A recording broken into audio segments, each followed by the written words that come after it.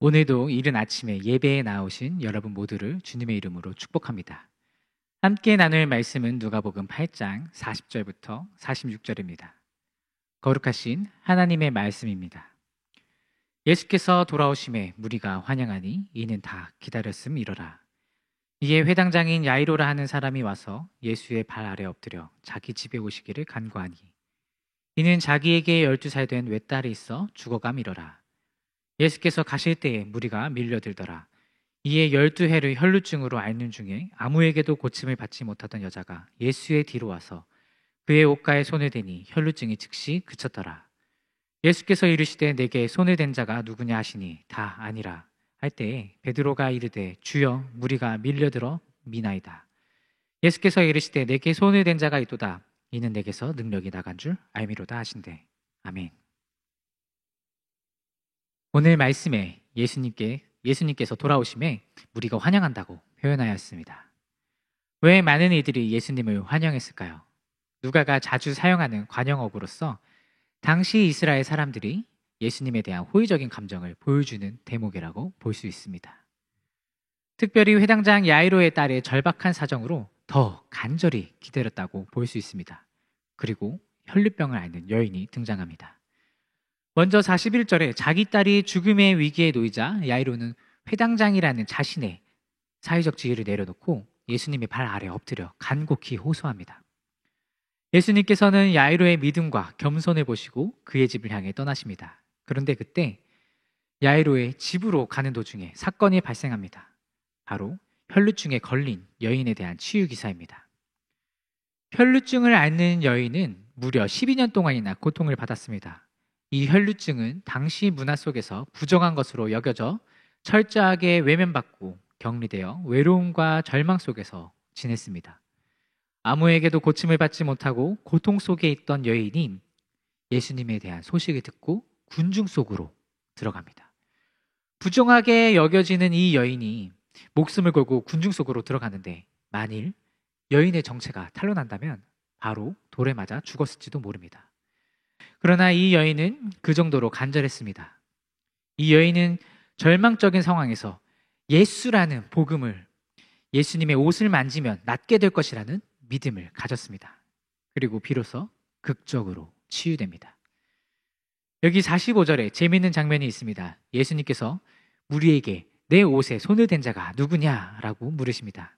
그러자 베드로가 대답합니다. 주님, 사람들이 너무 많아서 이렇게 밀립니다. 이 대답은 사실 항변조로 대답한 것입니다. 사람들이 이렇게 많은데 옷자락에 손이 닿는 건 당연한 것이라고 이야기한 것이죠. 이것은 제자들의 영적으로 무지함을 보여주는 대목이기도 합니다. 그래서 예수님께서 다시 말씀하십니다. 46절에 능력이 나갔다라고 말씀하십니다. 예수님도 사실 알고 계셨습니다.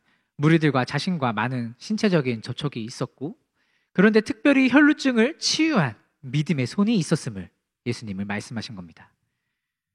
46절에서 예수님의 의도는 여인의 믿음을 높이 샀기 때문입니다. 예수님은 전지전능한 성자 하나님이십니다.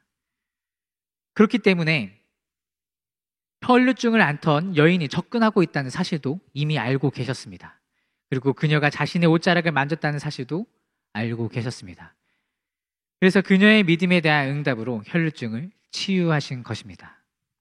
사랑하는 성도 여러분, 여기서 우리가 얻을 수 있는 교훈은 무엇입니까? 인간은 오직 믿음이 아닌 다른 수단을 통해 구원에 도달할 수 없다는 것입니다.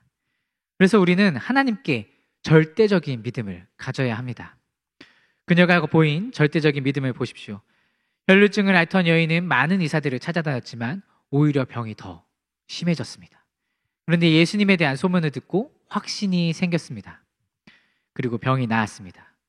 단지 예수님의 옷에 손을 대었기 때문이 아니라 예수님께 대한 절대적인 믿음 때문에 그녀는 구원을 받았습니다. 어떤 목사님이 교회 개척을 하고 난 뒤 1년 만에 암이 발병했습니다.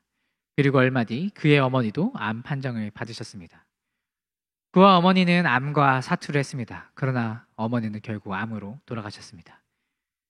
목사님의 교회도 그의 가정도 모두 무너질 것만 같았습니다. 이 목사님은 수술을 받으셨습니다. 수술이 끝났지만 암세포가 사라지기는커녕 다른 곳으로 전이되어 재수술을 해야 되는 상황이 왔습니다. 항암 치료와 방사선 치료 16번을 하고도 암세포는 사라지지 않았습니다. 의사 선생님이 말씀하셨습니다. 목사님, 고개가 왼쪽에서 오른쪽으로 못 돌리면 이제 죽는 겁니다. 상황은 극한까지 갔습니다. 마치 혈루증을 앓는 여인과 같은 상황이었습니다.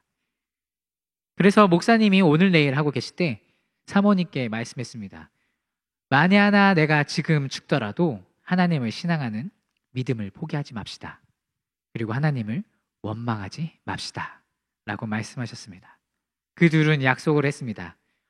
목사님은 아픈 와중에 어떤 이끌림에 기도원에 가셨습니다. 기도 중에 마음속에 어떤 확신이 생겼습니다. 하나님, 지금 저를 고쳐주신다면 지금 제가 내야 할 수술비를 하나님께 모두 드리겠습니다. 그리고 수술비를 믿음으로 헌금하셨고 다시 병원에서 검사를 받으셨습니다. 어떻게 되었을까요?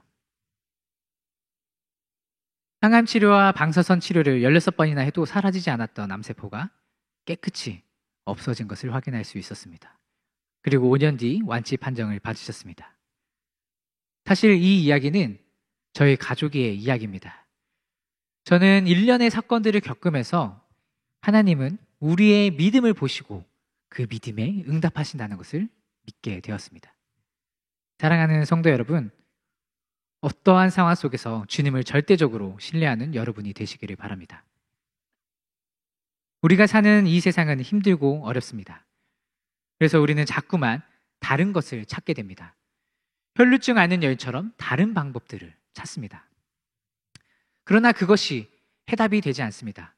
주님께서는 우리의 상황보다 우리의 믿음을 보십니다. 말씀을 절대적으로 신뢰하시길 바랍니다. 그때 우리 주님께서 일하십니다. 여러분의 삶 속에 고통과 아픔이 있으신가요? 말씀을 의지하여 믿고 나아가시기를 바랍니다. 다른 방법 찾지 말고 주님께 매달리시길 바랍니다. 그때 하나님의 말씀이 여러분의 삶 속에 역사하여 이루어 주실 것입니다. 기도하겠습니다. 우리를 너무나 사랑하신 주님, 감사합니다. 우리의 믿음이 혈루증을 앓는 여인처럼 절대적으로 주님만 바라보게 하옵소서. 주님의 능력을 의심하지 않고 우리 주변의 상황을 보지 않고 우리의 눈을 들어 주님만 바라보게 하옵소서. 감사합니다. 예수님의 이름으로 기도드립니다. 아멘.